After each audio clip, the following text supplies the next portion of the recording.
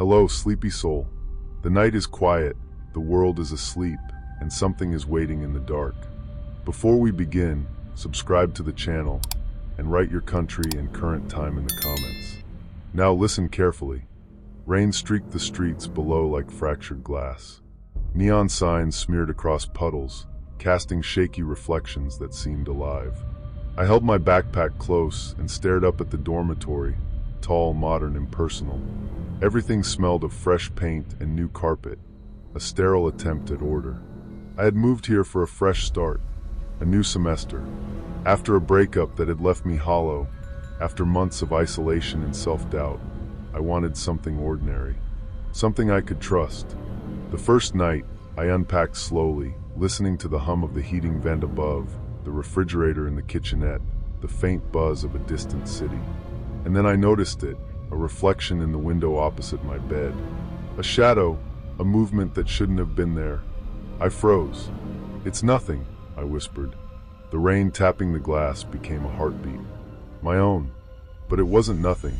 Over the next few nights, the reflections became more distinct. I would be writing in my journal, and my reflection would tilt its head before I did. Smiles at the wrong moments. Movements delayed, distorted. I told myself I was tired, imagining things. Post-breakup brain. Stress. The first week in a new city. Then came the footsteps. Soft. Echoing in hallways I knew were empty. Always when the dorm was quiet. I would pause mid-bite of cereal, listening. Nothing but the distant hum of the fridge and my own breathing. I told myself it made sense. Maybe another student. Maybe the building's odd acoustics. Then I met Nora. She was on my floor, moving in at the same time. Quiet, attentive, intelligent. The kind of person who notices the little things. The way I organized my desk, my mug with chipped edges, the playlist I hummed while unpacking. She listened, really listened. "You're careful," she said once, leaning against the railing outside our dorm. "But you notice patterns. You see what others overlook. That's rare." I wanted to believe her. I told myself it made sense. She was safe, a comfort in the newness. A reminder that maybe ordinary could exist. But she knew things she shouldn't have. My childhood nickname, never shared. The song I hummed when I thought no one was listening. Small confessions I had typed in my notes app and deleted. She laughed at a story I had whispered only to myself in the bathroom mirror. I whispered to myself, maybe I'm overthinking. By mid-semester, the dorm had begun to feel alive. Items moved. My headphones on the desk instead of the shelf, notebooks shifted, a plate partially eaten when I was sure no one had been in the kitchenette. My laptop woke to notifications I hadn't sent, metadata showing locations I hadn't visited. Voice notes appeared in my own voice, repeating thoughts I hadn't said aloud. Every window, every reflective surface became a test. I could see shapes just beyond my vision, something patient, calculating. Always observing, always waiting, and the reflections weren't confined to glass. I caught myself in the elevator, in the shiny lobby floors, in the darkened windows across the hall. Mirrored, delayed, subtly wrong. The building itself seemed aware of my presence. My curiosity had been noted, cataloged. I started documenting. Photos, timestamps, screenshots. Burner phones, fake profiles, metadata. Evidence stacked like bricks, heavy and suffocating.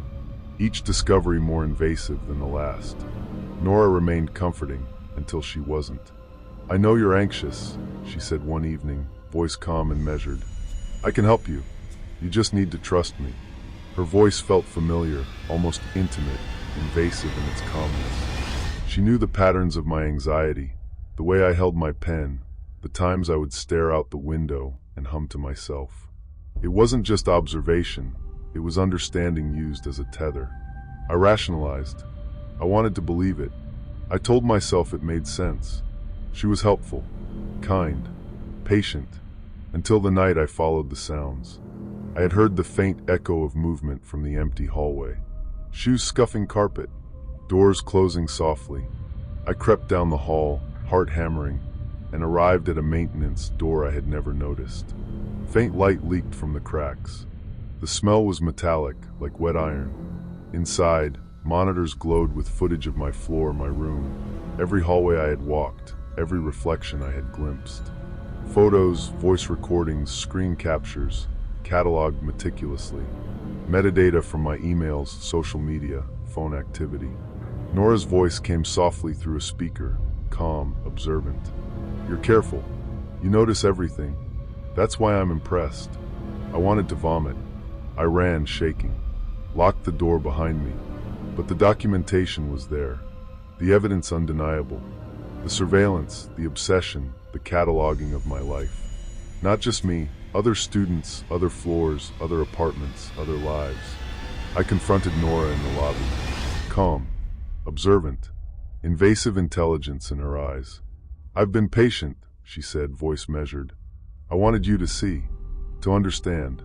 You notice, you analyze. That's why I chose you. That's why I observed. You've been stalking me," I whispered. "Watching everything. The reflections. The rooms. My life. Observing," she corrected. "Learning. Appreciating. You notice the small things, the gestures people think are invisible. That's rare. That's why I was careful with you." I ran. Called the police. Burner phones, metadata, fake profiles, monitors, cameras. Nora's campaign of surveillance was revealed. Other students had been cataloged.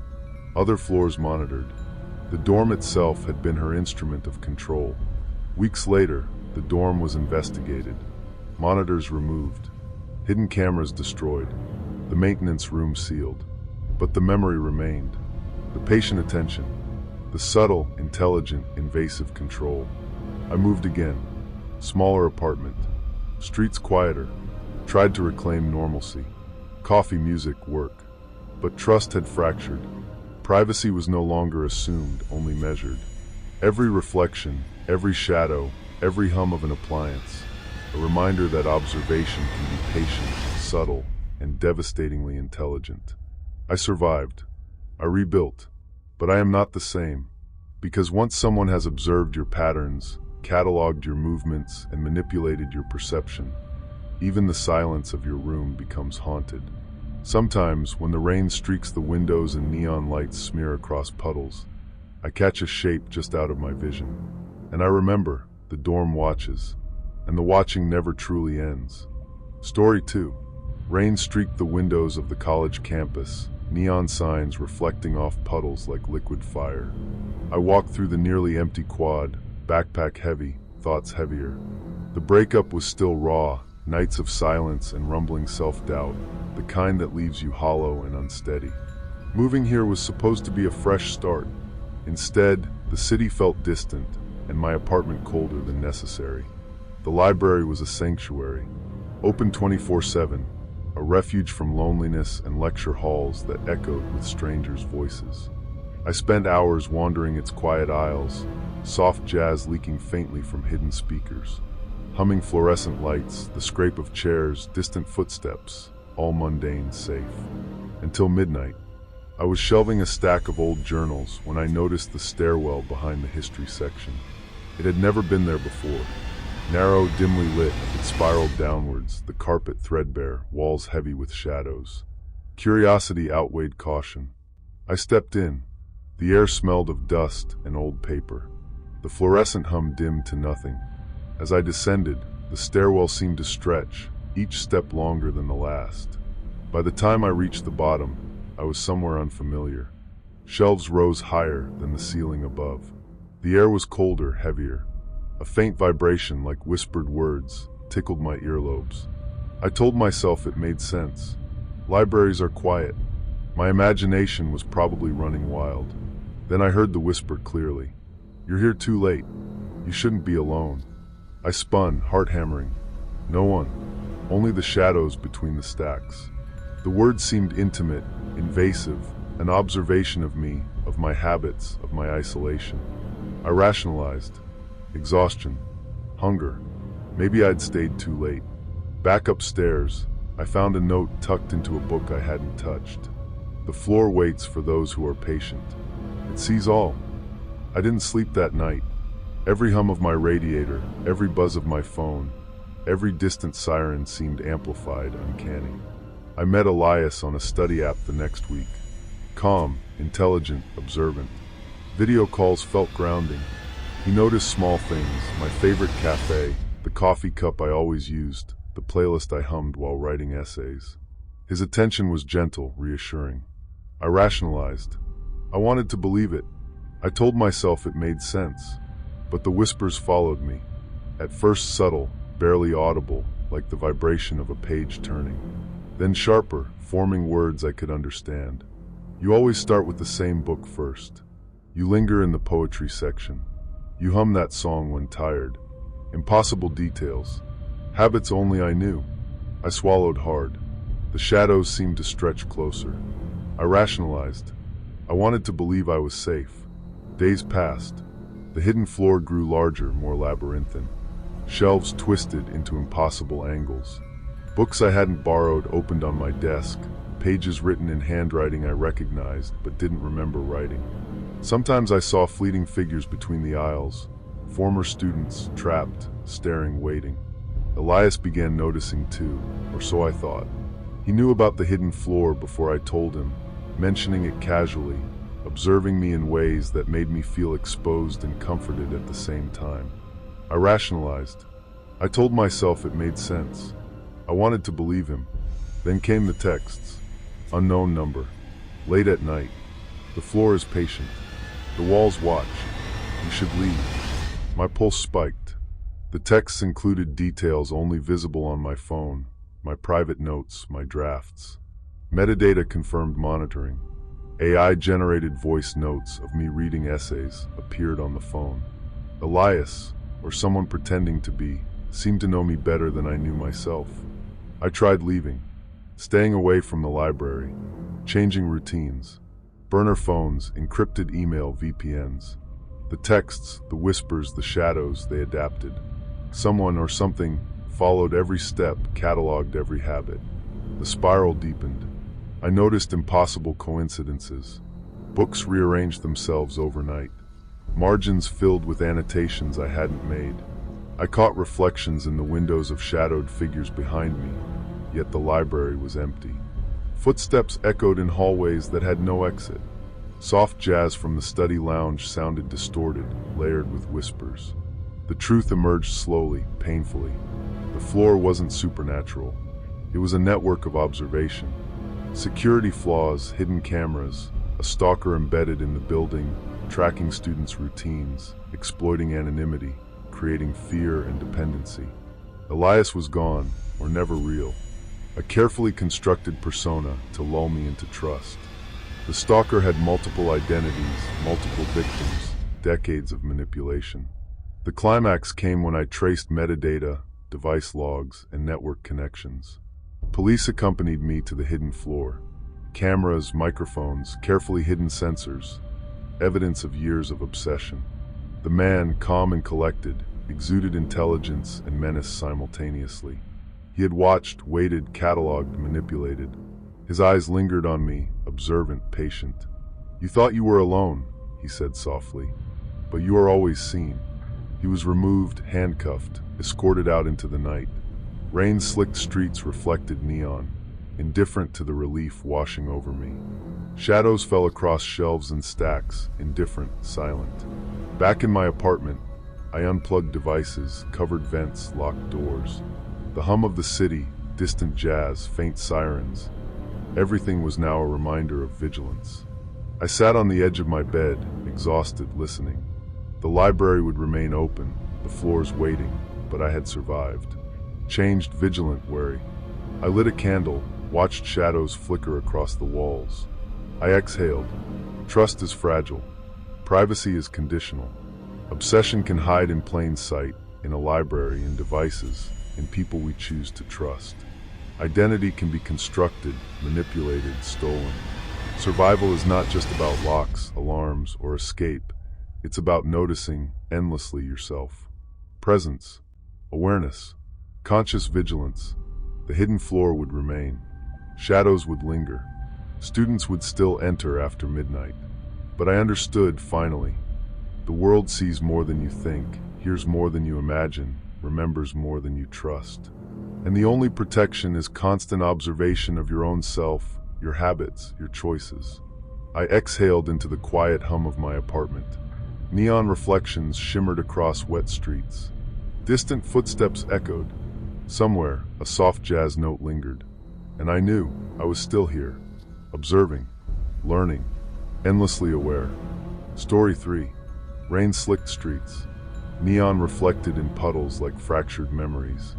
I held my umbrella too tightly, the fabric sagging underwater, and listened to the city hum. Distant sirens, a cafe espresso machine grinding, a soft jazz record leaking from a nearby apartment. My shoes squelched on wet asphalt. I had just relocated, new city, new apartment, new life. My divorce was final. The silence of my apartment felt like a weight pressing against my chest. Floorboards creaked under invisible footsteps. My fridge hummed like a patient witness. I was alone. I found the announcement on the university board. An advanced night class on cognitive perception. Professor Adrian Cole. New faculty. Sparse schedule. Night classes were my escape. A distraction from my own spiral of loneliness. A way to reconnect with something that resembled purpose. The first night, I walked into the lecture hall. It smelled of chalk dust and old carpet, faintly of rain-slicked streets that clung to our coats. The lights were dim, neon from outside slicing through foggy windows. Professor Cole stood at the front, calm, deliberate, his voice smooth, measured. Every word he spoke seemed to resonate somewhere beneath my ribs, drawing attention to memories I hadn't thought of in years. He noticed me, no, he noticed everything. My posture, the way I twirled my pen, the tension in my jaw. "It's good to see curiosity," he said, eyes calm but unnervingly sharp. I flushed. I told myself it was normal. Weeks passed. The lectures were mesmerizing, precise, immersive. I began to look forward to the nights, the hum of the city outside, the tapping of rain against windows, the floor creaks as students shuffled in, the distant music drifting from a cafe downstairs. Then he disappeared. I arrived for a class one night. Empty hall, lights flickering, a chair tilted on its side, a chalkboard smudged with equations that seemed wrong. The dean said Professor Cole had vanished. No forwarding address, no email, no trace. The university launched inquiries. Local police searched, cameras reviewed. Nothing. But the students who attended his class, us, noticed changes. At first subtle. Shadows that didn't belong. Whispers in empty hallways. Glimpses of ourselves reflected in windows, slightly delayed. Hallucinations. Our deepest memories playing out like films we hadn't consciously recalled. I started hearing it at home. My apartment became alive. Floorboards creaked, even when I was the only one moving. The fridge hummed. Phones buzzed with unknown notifications. Emails appeared in my inbox with subject lines revealing intimate details, secrets I hadn't told anyone. Fragments of my past, dredged up in quiet digital whispers. Mara noticed my tension. Calm, observant, patient. She sipped coffee and watched me, noting my hesitations, the way I stirred my tea, the soft tremor in my voice. "You're carrying too much," she said. I wanted to believe her. I told myself it made sense. But the hallucinations escalated.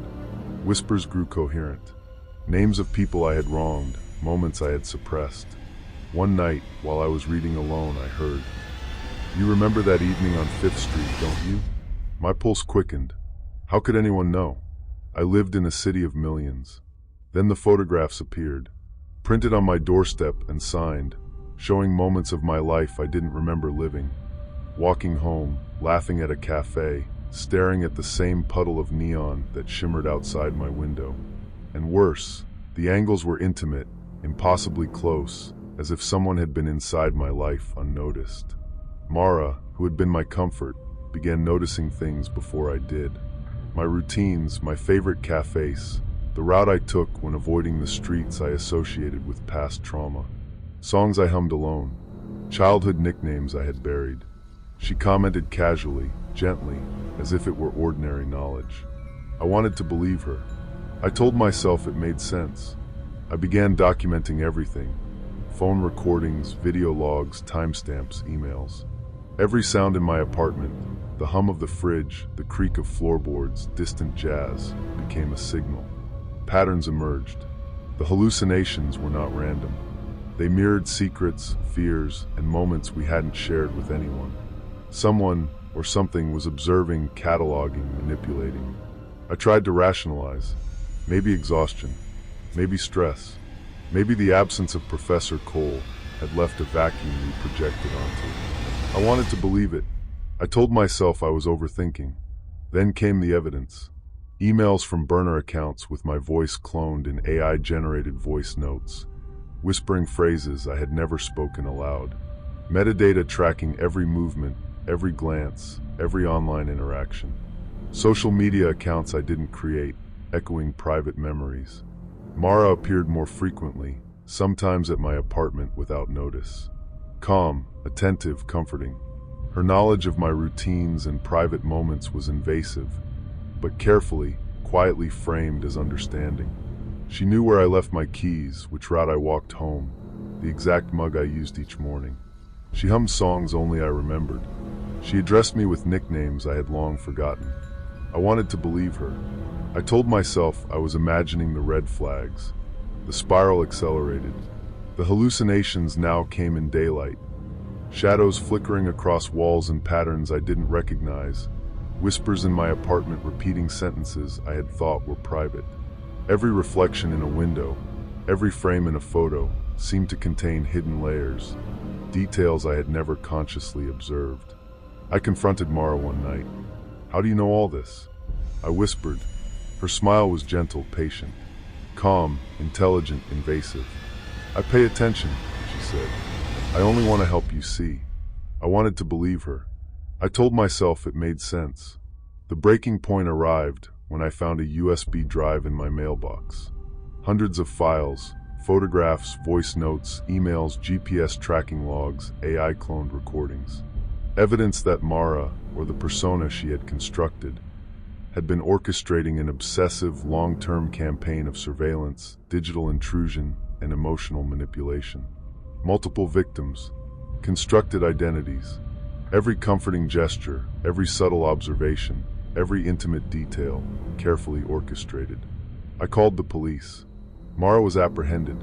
The investigation revealed fake accounts, social media intrusion, burner phones, AI voice manipulation, metadata tracking. Professor Cole had vanished, yes, but his work had created a template, an invasive method that Mara had adopted, expanded, weaponized. Even after the police took her away, the apartment remained alive with echoes. The hum of the fridge, floor creaks, shadows in the corner, the faint hum of jazz from the cafe below. I cataloged everything: timestamps, environmental sounds, reflections, patterns. Vigilance became my only comfort. I learned that trust is fragile. Privacy is an illusion. Observation can be intimate, patient, and invasive. Boundaries are not just physical, they are digital, psychological, and emotional. Memory itself is vulnerable, a record easily weaponized. I survived, but the apartment, the city, and the echoes of the hallucinations left me changed. Every reflection in a window, every whisper in silence, every floorboard creak is a reminder. The self is never fully private. Sometimes, when rain taps against the glass and neon flickers across wet streets, I think of Professor Cole and the framework he left behind. I shiver, and I remember that vigilance is survival. I breathe. I catalog. I observe, even as shadows flicker, even as whispers return in the silence, even as Mara, or someone like her, might still be watching. The vanishing professor taught me that fear is quiet, patient, and precise. It doesn't shout. It waits, observes, and invades. And those you trust, those who comfort you, who observe carefully, can sometimes know too much. I am awake. I am aware. I am changed. And in that awareness, I survive. Story 4. The city smelled of wet asphalt and exhaust. I stood in the shadowed foyer, keys cold in my hand, my chest tight with a mixture of excitement and dread. I had joined to rebuild myself. Recent breakup, months of isolation, a loneliness that had hollowed me out. I needed something to anchor me, even if it was reckless. The senior pledges were quiet, their faces masked with anticipation. They handed us flashlights and a folded map of the abandoned wing. "No phones," one whispered. "No backtracking. You leave together. You come back together." I nodded. I wanted to believe it. I told myself it made sense. The wing smelled of dust, mildew, and varnish long rotted. Wooden floors creaked under our feet. Shadows clung to corners like living things. The air was thick. Each step seemed to echo farther than it should, like the house was listening, waiting. At first, it was playful. A prank. Whispers behind doors, faint scuttling, the occasional burst of laughter echoing down hallways. But then the walls shifted. Not literally, but perception tricked us. Hallways seemed longer, corners sharper. Light warped. A doorway we had passed an instant ago was behind us again. "Did anyone else see that?" I whispered, voice low, almost swallowed by the hum of the pipes. "Just your imagination," said Alex, the pledge next to me. But his voice trembled. I told myself it made sense. Maybe I was overthinking. Footsteps. Mine. Not mine. Heavy, deliberate pacing. Sometimes echoing mine exactly. I paused. Silence followed. My chest ached with panic I didn't want to name. Then the first one vanished. Mia. One moment, adjusting her jacket, laughing at a joke someone made, the next gone. We called her name. Nothing. Just the soft tap of rain outside, the hum of distant traffic, floorboards settling. Only her flashlight lay abandoned, flickering weakly. The second vanished. Theo. Same pattern, laughter, a step gone. Only a photograph remained, slightly distorted, his face twisted, eyes hollow in the captured flash. I stared. Cold. Something wasn't right. Something was orchestrating this. I told myself I was imagining it. I wanted to believe it. I pressed on with the remaining pledges. The map no longer made sense. Hallways looped back impossibly. Doors led to rooms we had already passed. Every corner held whispers, faint, layered, intimate. "You should have stayed. I see you. Don't leave me." Then I noticed her. Emma. She had joined the pledge the same week I did. Calm, soft-spoken, attentive. She noticed my hands trembling. "It's okay," she said. "We're together. I'll keep you safe." Her voice was quiet, unshakable. I wanted to believe her. I told myself it made sense, but she knew things she shouldn't. My favorite coffee, the song I hummed while unpacking my dorm, even small private gestures. How? I hadn't told anyone. I rationalized. Maybe she guessed. Maybe it was coincidence. We rounded a corner, and the shadows shifted unnaturally. The walls seemed to breathe. The floorboards moaned under weight we didn't feel. Emma grasped my hand, comforting, but her eyes knowing, too knowing. The third vanished. Sam. We heard his scream, muffled, from somewhere deep in the wing. When we ran toward it, the hallway stretched longer than before. A photo pinned to the wall, Sam's face distorted, eyes wide with fear. He wasn't there. Only the photograph. Only the whispered voice. "I'm still here." We tried to call the seniors. Phones dead. No signal. The building itself seemed alive, anticipating, observing. Rain tapped the windows in rhythm with our heartbeats. Humming appliances, creaking floorboards, distant music from a forgotten stereo. It all blended into paranoia. Emma guided me forward. Her presence was calming, precise. But subtle impossibilities grew. She predicted my hesitation, corrected my steps before I made them, referenced habits I hadn't spoken of aloud. I wanted to believe she was safe. I told myself it made sense. The walls shifted again. Hallways twisted, corners collapsed. I felt watched. Something beyond human observation. Yet Emma moved effortlessly through it, like she knew the pattern, the rhythm. I stumbled into a small room. Walls lined with photographs, distorted, smeared, haunting. Faces of past pledges. Whispers more distinct now. We never left. "You can't leave either." I shivered. Emma crouched beside me, whispering reassurance. But she knew things, details I hadn't shared. She referenced private fears, memories I hadn't voiced. My chest tightened. I wanted to believe her. I told myself it made sense. Footsteps echoed, not ours. Slower, heavier, pacing behind the walls. Shadows moving independently of light. One by one, the remaining pledges vanished. Only Emma and I left. The final photograph, a twisted image of myself, grinning, yet eyes hollow, warped. I stared. The walls whispered, "You are the last. You belong." I tried to run. The hallways twisted, doors led nowhere, corners stretched impossibly. The building itself was a labyrinth of paranoia, surveillance, and obsession. Emma stayed close, calm, reassuring, guiding me, but the impossibilities grew. She knew the map before I read it, anticipated every turn, every hesitation. I wanted to believe her. I told myself it made sense. Finally, a stairwell led outside. Rain poured, neon slick streets glowing faintly through fog. I emerged alone. The house loomed behind, dark, silent, eternal. The photographs, the whispers, the vanished pledges, they remained inside. Evidence of observation, manipulation, and human horror. The next day, I reported everything. Police arrived, documenting the abandoned wing, photographs, traces of surveillance equipment, metadata from phones and cameras the seniors had manipulated. Emma's identity was revealed.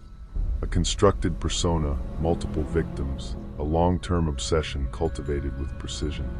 The initiation wasn't supernatural. It was calculated, human, terrifyingly human. I survived.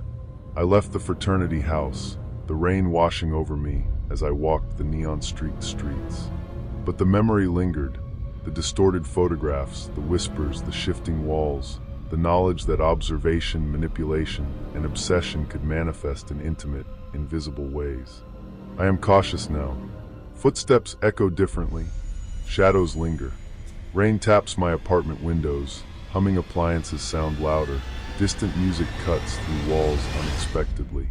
I measure every creak, every reflection, every vibration. Survival carries weight.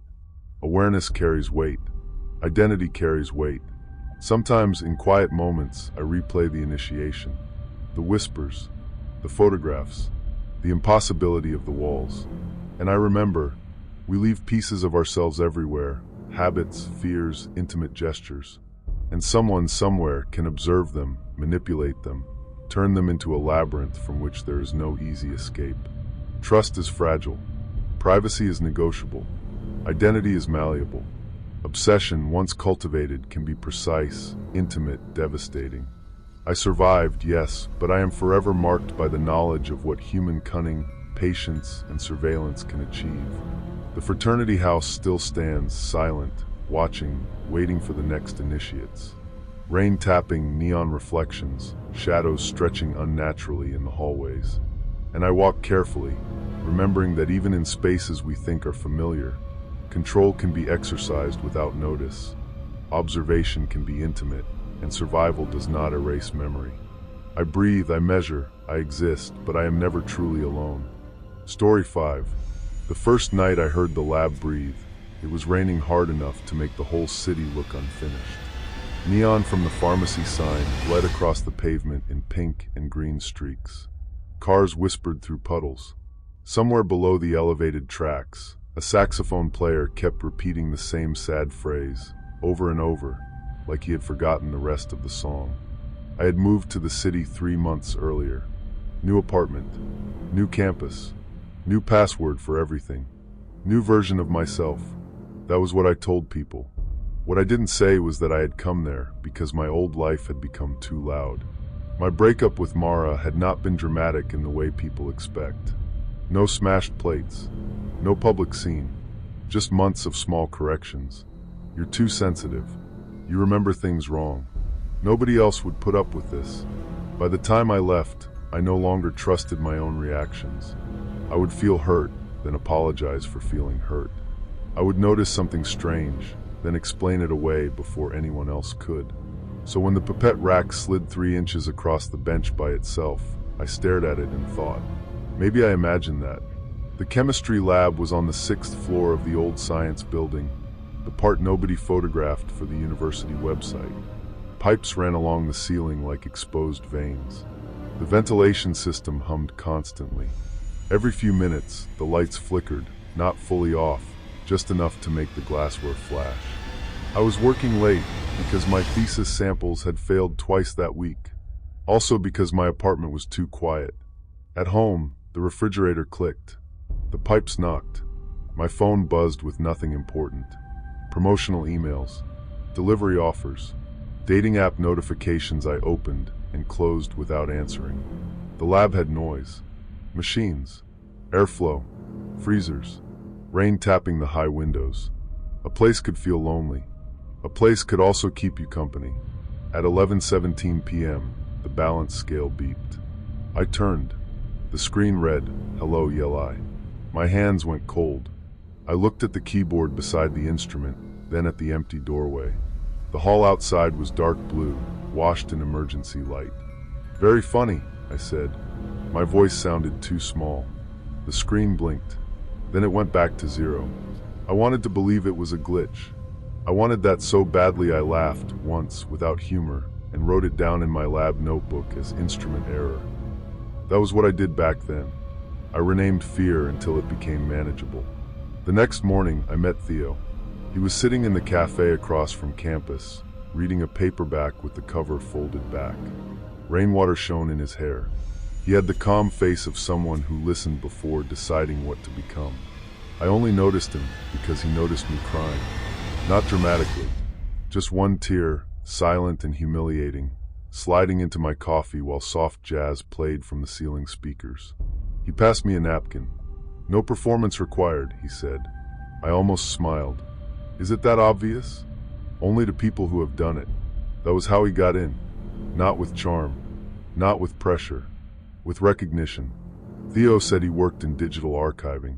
He said he liked old libraries, bitter coffee, and walking in bad weather because fewer people lied when they were wet and tired. We talked for 40 minutes. Then an hour. He never asked too much. That made me trust him more. When he asked for my number, he did it like he was giving me the option to say no. I didn't. That night, my phone buzzed while I was in bed. THO asterisk hope the apartment silence is gentle tonight. I stared at the message. I had never told him about the silence. Maybe I had. Maybe not in those words. Maybe I was overthinking. I told myself it made sense. In the lab, things kept moving. Small things. A magnetic stir bar starting before I touched the switch. A drawer opening half an inch. The fume hood sash lowering when I stepped away, then rising when I came back. Once, the gas monitor chirped exactly as my breathing got fast, then stopped when I forced myself calm. The room seemed to respond to fear. That was the thought I hated most. Because it sounded impossible. Because part of me believed it. The vents murmured at night. At first I thought it was air moving through metal. Then I heard words. Not clear. Not loud. Just a whisper threaded through the hum. "You remember things wrong." I froze with a vial in my hand. The rain beat against the windows. The fluorescent lights buzzed. The voice came again.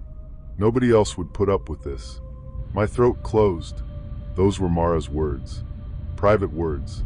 Words spoken in kitchens, bedrooms, parked cars. Words I had never written online. Words that lived in me like old smoke. I left the lab without shutting down my computer.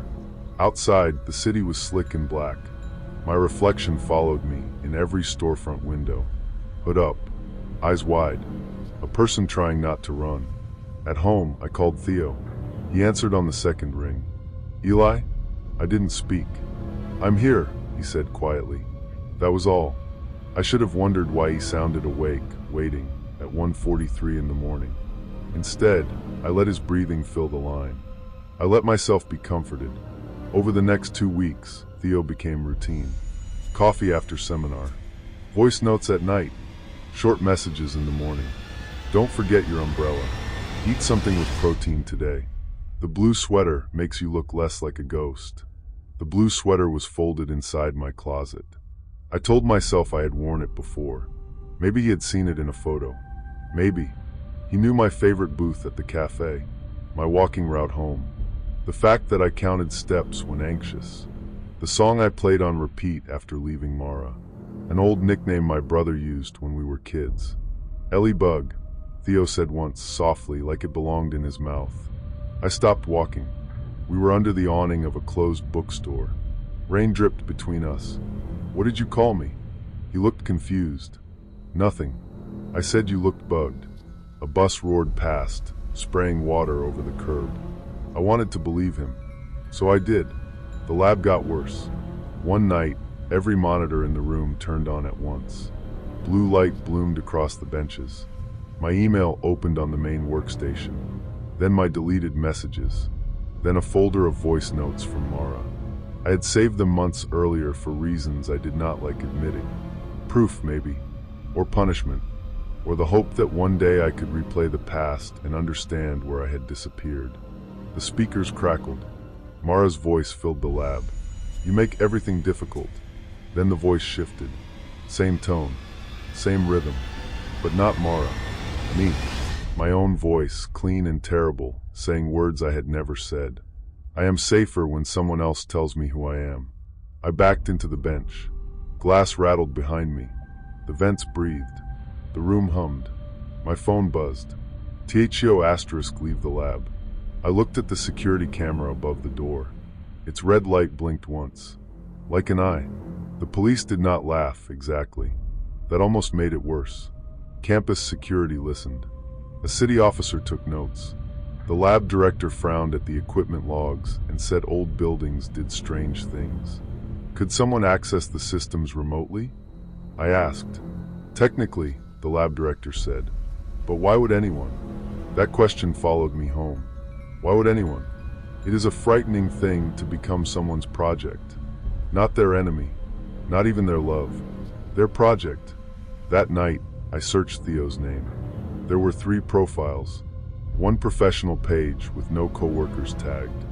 One private Instagram with 12 photos, all posted within the last month. One dating profile that no longer existed. His photos looked normal until I looked too long. Cropped backgrounds, no groups, no history before me. Then I found a comment on a forum for research assistants. Different name, same face. A woman named Lena had posted 6 months earlier. Has anyone else met Caleb from this app? He knew things he shouldn't. Please be careful. My hands shook so badly I had to put the phone down. The refrigerator clicked. A siren passed outside. From the apartment above me came 3 slow footsteps, then silence. My phone buzzed. Unknown number *, don't turn me into Mara. I threw the phone across the bed like it was alive. The next day, I pretended nothing had changed. That is what fear taught me. Smile. Continue. Gather evidence. I borrowed an old phone from a classmate and left my usual one in a drawer. I stopped answering Theo's messages. I printed screenshots. I requested lab access logs. I asked the IT department carefully whether any strange logins had happened under my name. The technician, a tired woman named Priya, looked at me differently when she saw the list. This is not nothing, she said. Those words nearly broke me. Not because they were dramatic, because they were permission. Priya found remote access attempts, cloned session tokens, fake profiles sending links to my school email. She could not tell me everything, but she told me enough. Someone had been watching my accounts for weeks, maybe longer. My calendar, my messages, my cloud backups, my voice notes. The lab equipment had not been haunted. It had been accessed, timed, triggered, made theatrical. A room built to make me doubt myself. Again, the final message came on a Thursday night. I was in the cafe. Rain pressed softly against the windows. The jazz was playing again, brushed drums and a piano line so gentle it felt like apology. Theo sat across from me, as if nothing had happened. He had asked to meet. I had said yes because 2 officers were parked outside, and Priya had installed a recording app on the borrowed phone in my coat pocket. Theo looked tired, beautiful in the way dangerous people can be beautiful when they understand lighting. You disappeared, he said. I got busy. You don't have to do that with me. Do what? Pretend you're not scared. I wrapped both hands around my coffee. The cup burned my palms. He watched the movement. You always do that when you need something real to touch, he said. There it was, the intimacy as weapon. I looked at him, really looked, not at the softness, not at the careful eyes, not at the person he had designed for me, at the design itself. How many? I asked. He smiled faintly. How many what? People. The cafe seemed to dim around us. Cups clinked. Milk steamed. A couple laughed near the door. Normal life continued, indifferent and bright. Theo leaned back. You think this is obsession? What is it? Attention, he said. Most people beg for it in small ways. Posts, photos, little cries for help. I just listened better. You broke into my accounts. I learned you. You used my voice. I reflected you. His calmness frightened me more than anger would have. You made the lab talk. I gave your fear a room. I wanted to scream. Instead, I breathed. Rain tapped the glass. My borrowed phone warmed in my pocket. Theo's gaze softened. Mara taught you to distrust yourself, he said. I could have taught you the opposite. No, I said. My voice shook, but it stayed mine. You wanted to be the person I trusted instead. For the first time, his expression changed. A small crack. Not guilt. Irritation. Outside, red and blue light washed briefly across the wet street. Theo noticed. So did I. He stood too fast. The chair scraped the floor. An officer entered through the front door. Another came in from the side entrance by the pastry case. Theo looked at me once, and in that look I saw all of him vanish. Theo, Caleb, maybe others. The patient listener, the soft voice, the safe place, a costume dropping to the floor. He did not fight. That would have made him easier to understand. He only said as they took his phone, "You'll miss being known." I did not answer, because a part of me was afraid he was right. The investigation moved slowly after that. It always does in real life. There were devices, accounts, burner numbers, fake profiles, other names, other victims, a pattern built from loneliness and data. He had worked briefly for a contractor connected to campus systems. Not enough access for everything, but enough to start, enough to find weaknesses, enough to make people feel chosen before they felt watched. The lab was cleaned, audited, repaired. The vents stopped whispering. The balance scale never said hello again. Still, for months, I could not enter that room without hearing my own breathing change. My apartment was the hardest place to return to. Silence had become evidence. The refrigerator click, the pipe knock, the buzz of my phone, music through the wall, footsteps in the hall. Every sound asked a question. Who is there? Who knows? Who is pretending to care? But healing, I learned, is not becoming fearless. It is becoming harder to edit out your own alarm. Now, when something feels wrong, I do not rush to make it reasonable. I do not call myself dramatic for noticing. I do not hand my private life to the first person who holds it gently. Some nights, rain still turns the windows black, and my reflection looks like someone I am only beginning to meet. I make tea. I leave my phone face down. I listen to the city breathing beyond the glass. Trust is not the absence of locks. Privacy is not secrecy. And being known is not the same as being loved. Sometimes the most dangerous rooms are not the ones that hide monsters. They are the ones that learn your fear so well. They can speak in your voice. Story 6. Rain tapped against the dorm windows, a staccato rhythm that made the room feel smaller, more confining. Outside, neon reflected off puddles in the campus streets. Steam rose from the cafe below, curling into fog that swallowed the sidewalks. I had just moved here, new city, new semester, new life. I wanted a fresh start, after the breakup, after months of feeling untethered, after the quiet nights spent replaying conversations that left me hollow. My roommate, Lena, seemed harmless enough. Quiet, studious, always polite. She smiled softly, listened carefully, and never intruded at first. I unpacked slowly, noting the hum of the radiator, the soft buzz of the vending machine in the hall, the occasional creak of the floorboards. And then the first night I noticed it. My headphones were tangled differently than I left them. A notebook I had stacked neatly lay open on my bed. I shook my head. Maybe I had misplaced it. I told myself I was tired, moving, adjusting, lonely. I told myself it made sense. But then came the whispers, soft, barely audible. Footsteps echoing in hallways that should have been empty.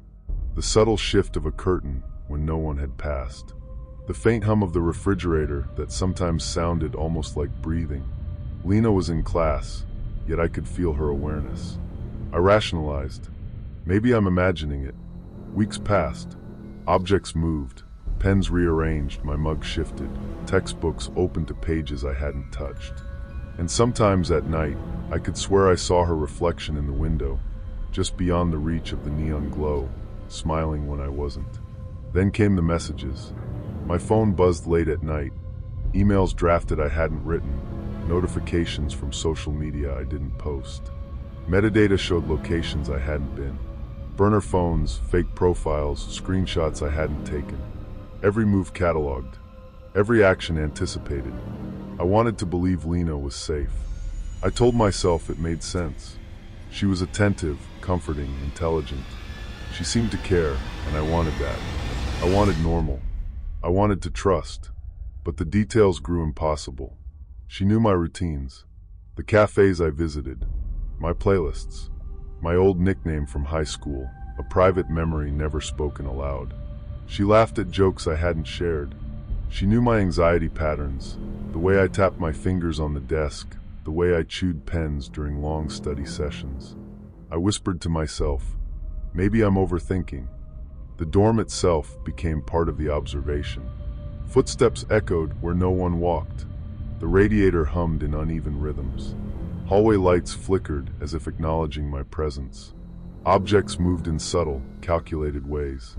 The room had a consciousness or someone controlling it, and curiosity was punished.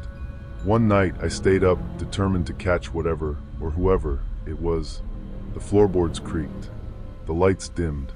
And there she was, Lena, standing just inside the doorway, calm, observing. "You've noticed," she said softly.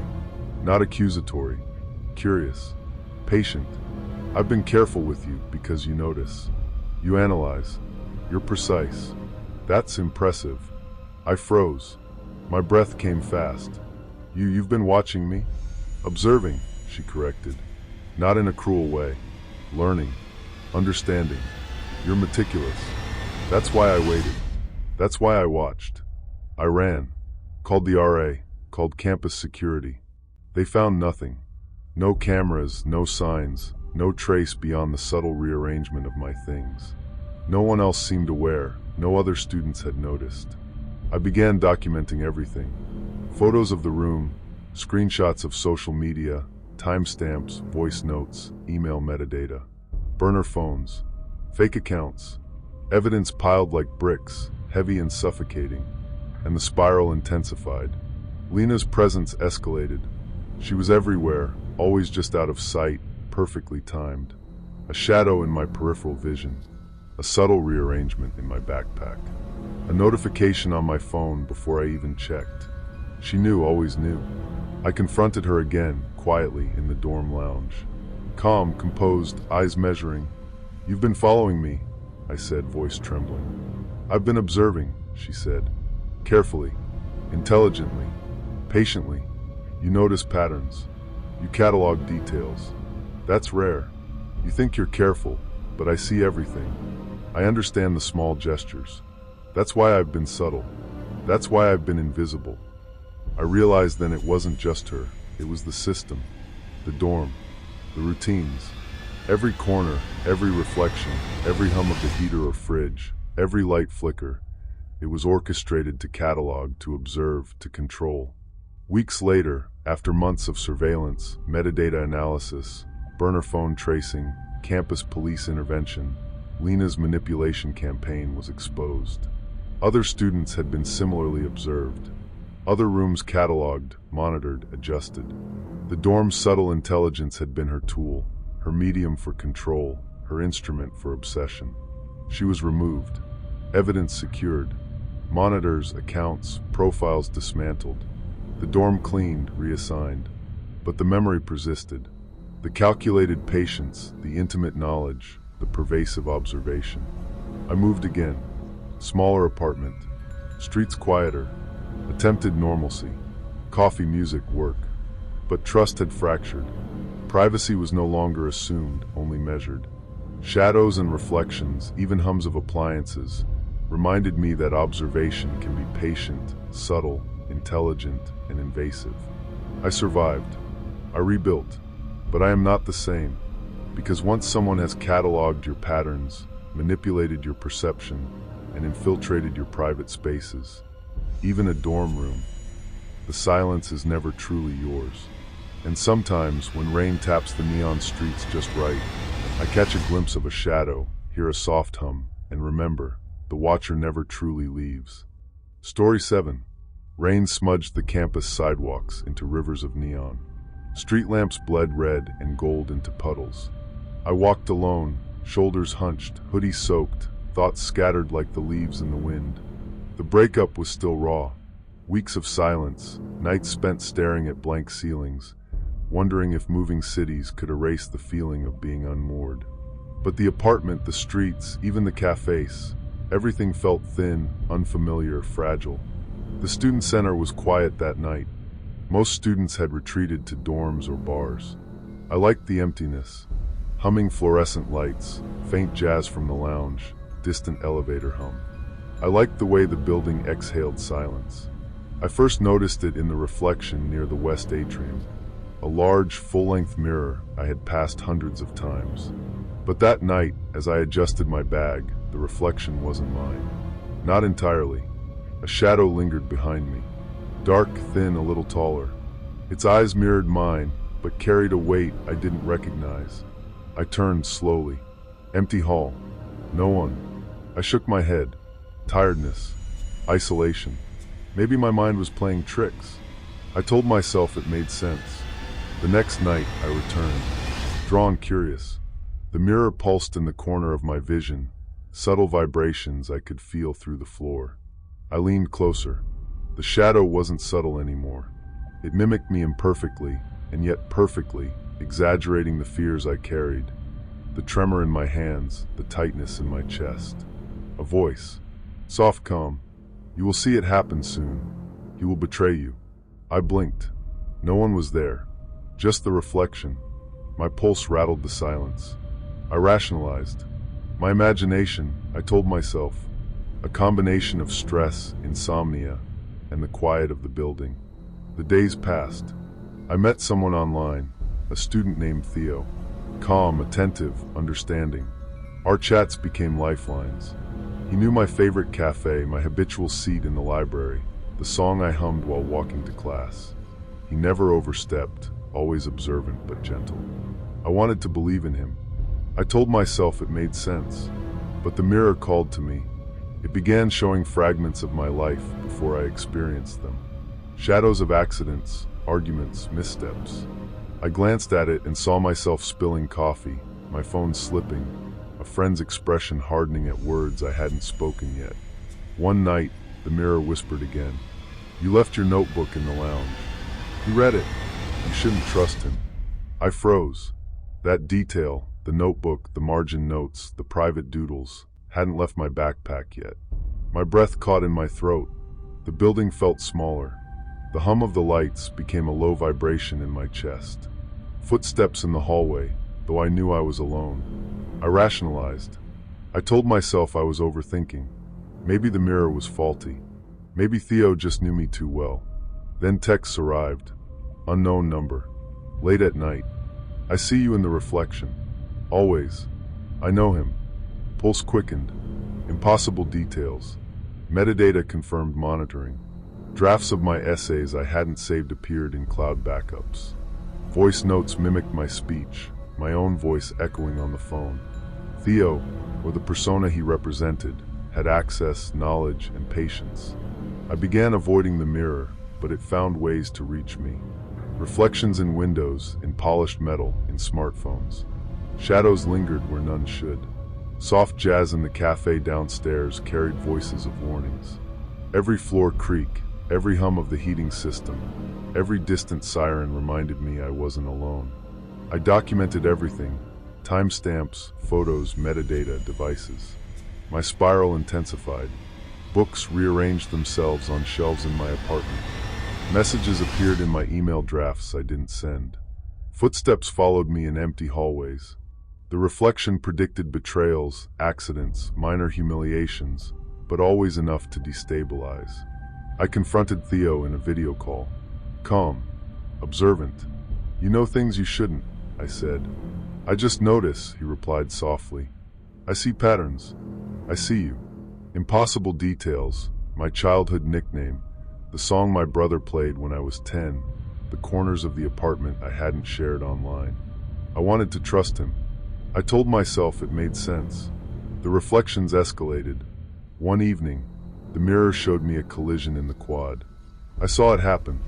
I saw the exact moment I stumbled, a phone in my hand, papers flying, eyes wide.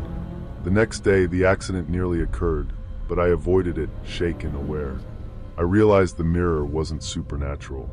It was observation, manipulation, technology, cameras, sensors, digital mimicry. Theo vanished from the app. Metadata, IP tracking, device logs, they revealed a network. A constructed persona, multiple victims, a campaign of patient psychological intrusion. Police helped piece it together. Hidden cameras in the mirror, AI-generated voice manipulations, tracking devices. Theo, or the stalker, had orchestrated years of observation and control, blending comfort and intrusion, always patient, always invisible. Confrontation, downtown campus, police waiting. He was calm, collected, almost proud. "You thought you could hide," he said. Observant, intelligent, invasive. He had cataloged habits, routines, private moments. My mind mapped before I realized. Taken away.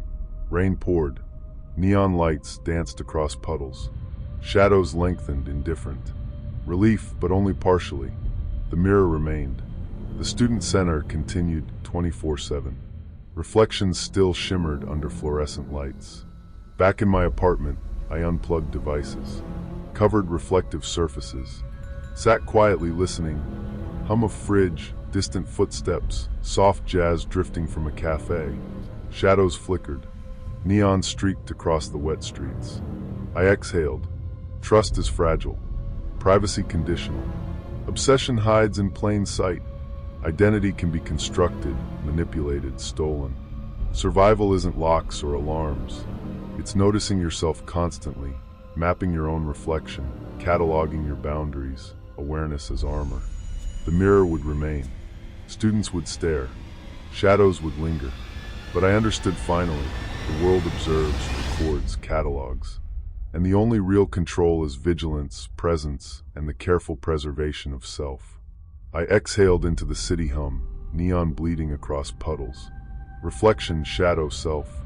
Endlessly aware. Story 8. Rain blurred the neon outside the cafe window, streaks of pink and green dissolving into the asphalt. I held my coffee cup with both hands, watching the steam twist and curl. My apartment above the street smelled faintly of damp carpet and old books, the refrigerator humming low in the silence.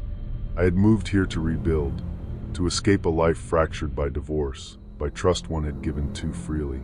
Loneliness was a constant companion, pressing in between the soft jazz drifting from the corner record store and the echo of my own footsteps on the narrow stairwell. I first heard about the lecture hall from an offhand comment at the university library. An old building, abandoned decades ago, locked tight but rumored to host classes at night. Students who sneaked and said you could hear lectures, voices, arguments, equations, but no one was there. I didn't believe it, not at first. Curiosity led me there on a foggy Thursday.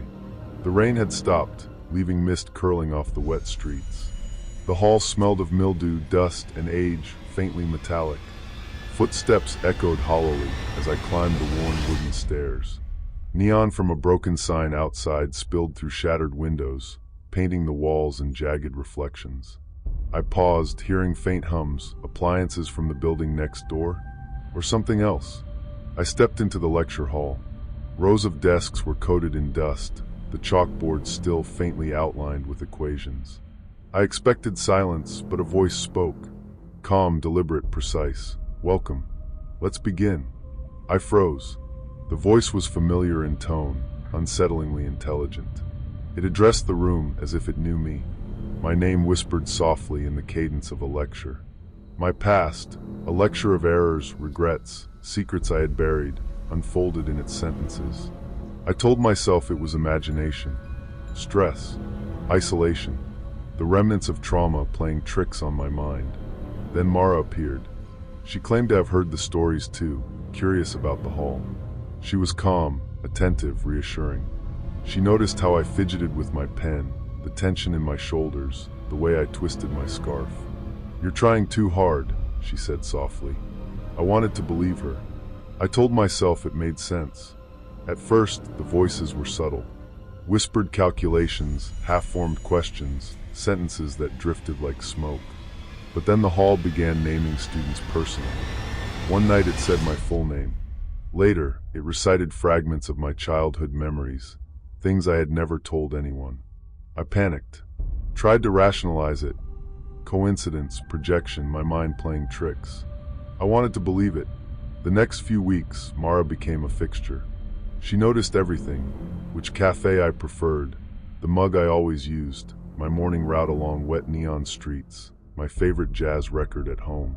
She recalled nicknames from childhood, hummed tunes I hadn't shared aloud in years. I rationalized it. She was observant, kind, safe. I told myself it made sense. The lectures grew more invasive. Shadows in the hall bent unnaturally. Chalk dust moved in patterns I hadn't written. Equations aligned with thoughts I hadn't consciously processed. Hallucinations began at home. Whispers from my refrigerator, from the hum of the apartment, soft murmurs of secrets I hadn't spoken. Emails appeared in my inbox detailing private moments, metadata intact, recorded before I could have shared them. AI-generated voice notes mimicked my tone perfectly, reciting fears I thought private. I tried documenting everything, phone logs, timestamps, emails, but the intrusions were precise. Social media accounts I didn't know existed cataloged my routines. Burner phones sent messages I hadn't written. Mara seemed to anticipate each action, appearing or contacting me at exactly the right or wrong moment. I wanted to believe she was helping. I told myself I was overreacting. Then I saw the photographs, printed and slipped under my apartment door. Moments of me in the lecture hall, in my apartment, even outside on the streets. Angles that suggested someone had been inside my life unseen. Each photo revealed details that no outsider could have known. Gestures, routines, habits, private objects.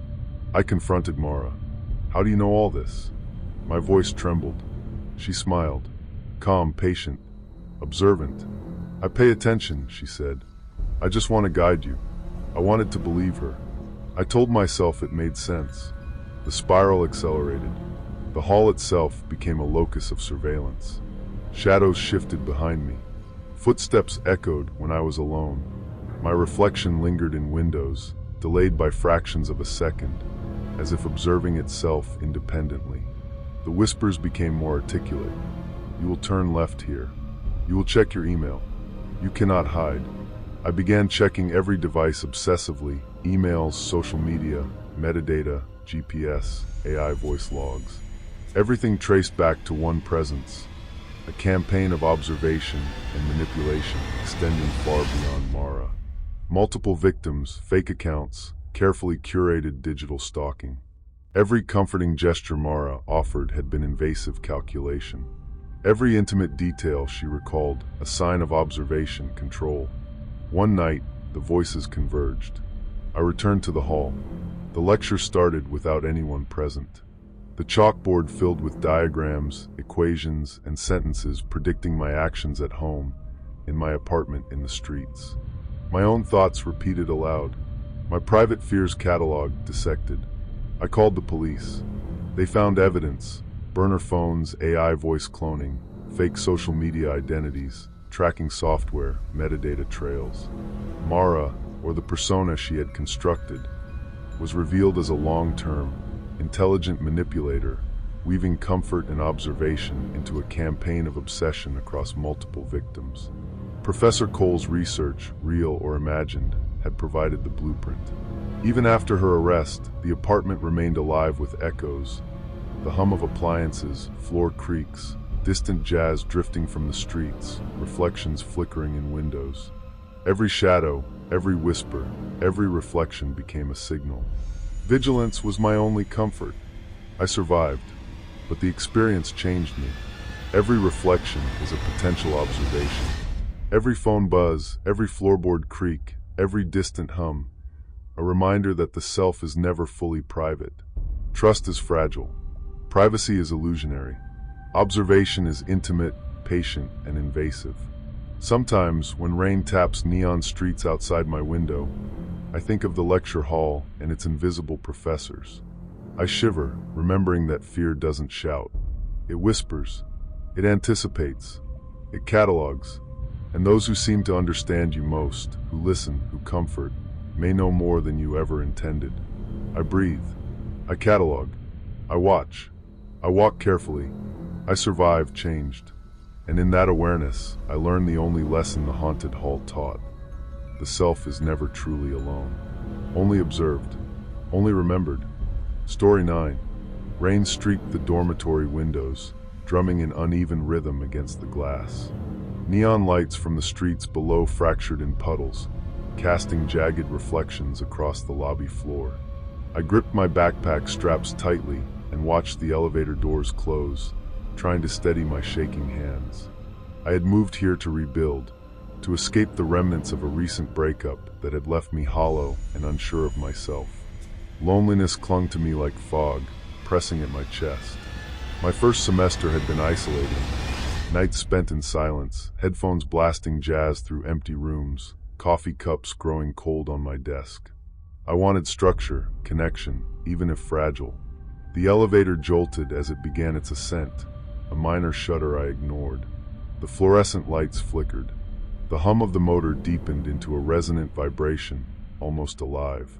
Floor numbers flashed too quickly, then skipped entirely. 6, 12, 37, 22. I frowned. That wasn't possible. The display blinked erratically, a neon pulse like a heartbeat. I pressed the button for the 4th floor. The doors didn't respond. Instead, a low hum filled the cab, and the air grew heavy. A voice, soft, calm, intimate, whispered from nowhere. "You shouldn't have pressed that." I froze. My pulse quickened. Rational explanations scrambled in my head. Malfunction. Fatigue. Stress. Maybe I was overthinking. I told myself it made sense. The elevator stopped with a jolt, doors sliding open to a floor I didn't recognize. Hallways stretched impossibly long, lined with doors that seemed familiar yet wrong. Carpeting smelled of damp, varnish, and something acrid I couldn't place. Shadows clung to corners.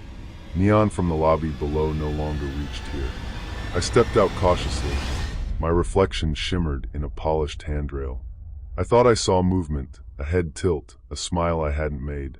My breath caught. "Hello," I whispered. The hallway seemed to respond, humming softly, almost sympathetically. Footsteps echoed behind me.